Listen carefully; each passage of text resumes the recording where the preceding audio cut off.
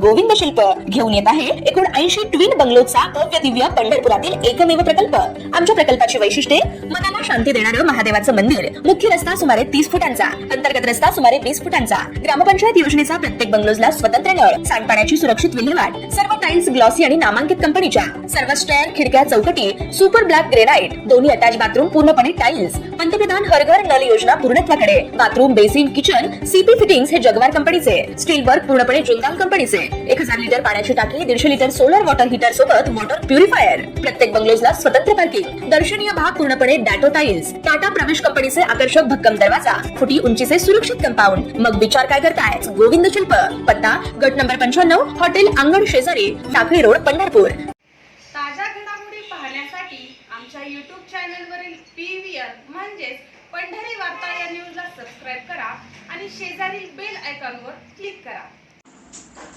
भाजपला महाराष्ट्रातील लोकसभा निवडणुकीत पराभव दिसू लागला आहे।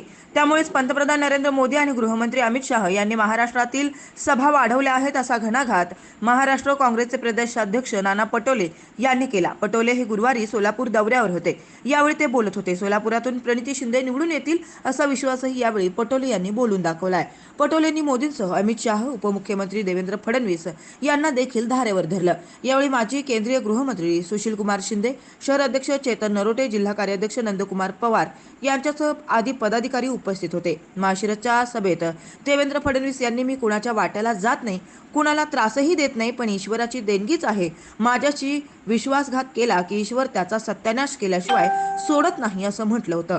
या विषयावर पटोले यांनी म्हटलं आहे की ब्राह्मणांना शाप देण्याचा अधिकार आहे, हे आम्ही पोथी आणि पुराणांमध्ये वाचलं आहे। मात्र देवेंद्र फडणवीस मटण खाणारे ब्राह्मण आहेत, त्यांचा शाप आम्हाला लागणार नाही। फडणवीस आणि मी एकत्र मटण खाल्ल्याचा दावा देखील पटोले यांनी यावेळी केलाय।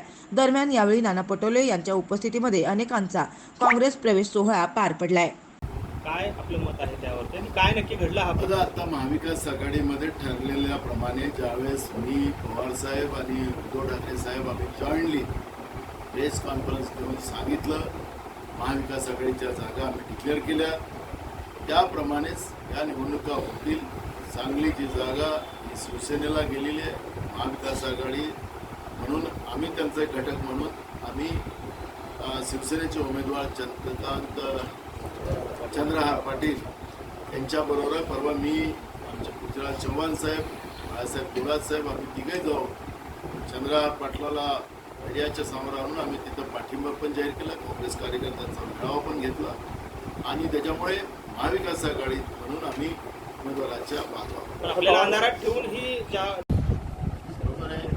त्यांना काय त्यांच्या जो केंद्रातलं सरकार आहे त्यांचे जे कार्यकर्ते आहेत केंद्रामध्ये तपास यंत्रणेतले ईडी, CBI, अजून एक आहे ना कोणतं आहे इन्कम टॅक्स, हे 3 लोक आहेत। हे 3 कार्यकर्ते वापरतीलच ना। खोटे आरोप लावून कोणाला हातपाय टाकायला त्यांना सोपंच आहे। त्यांनी इतके दिवस 10 वर्ष अनेकांना ईडी लावली, कोणाला तरी त्यांनी काहीतरी पुरावा काढला का?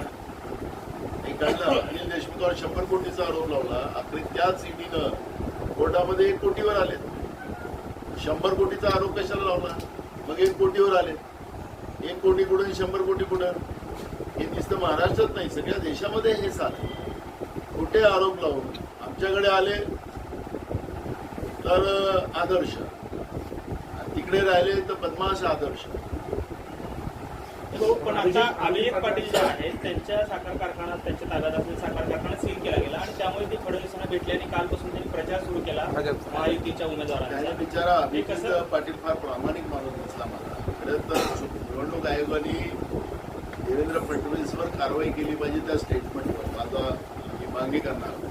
त्यांनी सांगितलं अभिजित पाटलांनी की मला फडणवीसांनी सांगितलं की मी तुझ्या कारखान्याला ताकद देतो आणि तू म्हणून माझ्या बाजूला राहा आणि मी कारखान्यासाठी त्याच्याकडे असं तुमच्या टीव्हीवर त्यांनी इंटरव्ह्यू दिलेला आहे। ठीक आहे, माझं आहे का वाक्य? त्यांचं वाक्य। असं प्रलोभन निवडणुकीच्या काळात सत्तेमध्ये बसलेल्या लोकांना देता येत नाही आणि म्हणून निवडणूक आयोगाने देवेंद्र फडणवीसावर कारवाई केली पाहिजे अशी मागणी आमची आहे। आपण तुम्ही देखील तक्रार करणार आयोग दिले आमची चालू झाली। महाविकास आघाडीचे जे संबंध आहेत ते या चांगलीच्या जागेवर तसेच राहतील का? त्याच्यामुळे नाही, आम्हाला तुम्हाला सांगितलं काँग्रेसची भूमिका स्पष्ट आहे की महाविकास आघाडीच्या उमेदवारासोबत आम्ही आहोत. त्यामुळे संबंध खराब होण्याचं कुठलंही कारण नाही. त्या काळात ज्यावेळेस जागा वाटपाच्या वेळेस ज्या उद्धव ठाकरे साहेबांनी जाऊन तिथं जागा डिक्लेअर केली त्यावेळेस आम्ही प्रतिक्रिया दिली. या आघाडीचा धर्म नाही, या आघाडीचा धर्म तुम्ही पाळत नाही, आम्ही सांगितलेलं आहे. आमचा विरोध आम्ही त्यावेळेस दर्शवला, पण आता आम्ही प्रभावात आहोत, निवडणुकीच्या ह्याच्यात आहोत. त्याच्यामुळे ही चर्चा आता होऊ शकत नाही. पण विशाल पाटलांवर अद्याप कारवाई देखील झालेली पाहायला चांगल्या मिळते. प्रक्रिया सुरू आहे. उद्धव ठाकरे नाही,